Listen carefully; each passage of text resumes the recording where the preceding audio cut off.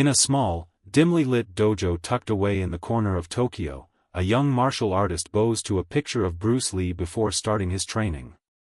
Thousands of miles away, a Brazilian jiu-jitsu black belt reflects on Lee's words before stepping onto the mat. In Los Angeles, an MMA fighter tapes up his hands and whispers, "Be like water." These are not isolated moments, they're echoes of a philosophy that transcended time, borders, and fighting styles. Bruce Lee wasn't just a fighter or an actor. He was a thinker, a philosopher who used martial arts not only to train the body, but to free the mind. His revolutionary approach broke barriers and questioned tradition. At a time when martial arts were bound by rigid rules and ancient hierarchies, Bruce Lee introduced something radical, the idea that no way was the way. Lee's own creation, Jeet Kune Do, was never meant to be a traditional style.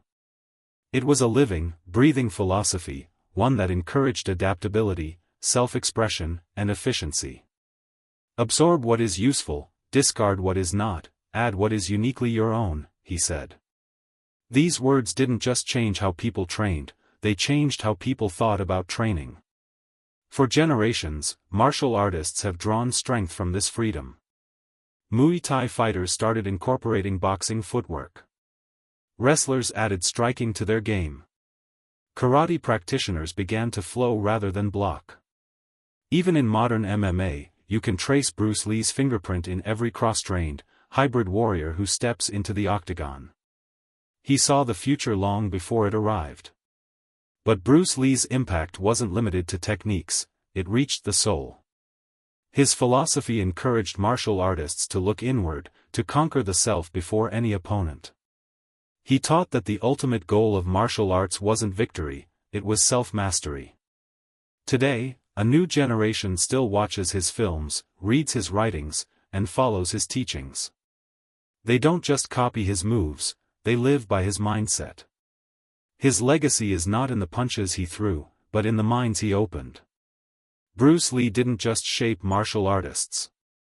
He shaped warriors, of the body, of the mind, and of the spirit. Bruce Lee challenged the dogma of traditional martial arts. Where others rigidly followed katas and forms, Lee believed that true combat was spontaneous, and no amount of memorized routines could fully prepare a fighter. To express oneself honestly, not lying to oneself, he said, "Now that, my friend, is very hard to do." This idea inspired many fighters to break free from limitations. He gave permission to mix styles, to evolve, and to be honest in their approach, not to impress others, but to find the most effective and authentic version of themselves. The rise of mixed martial arts, MMA. It's no coincidence that many pioneers of MMA, including legends like Georges St-Pierre and Anderson Silva, openly cite Bruce Lee as a foundational influence. Before the UFC was born, Bruce Lee was already advocating what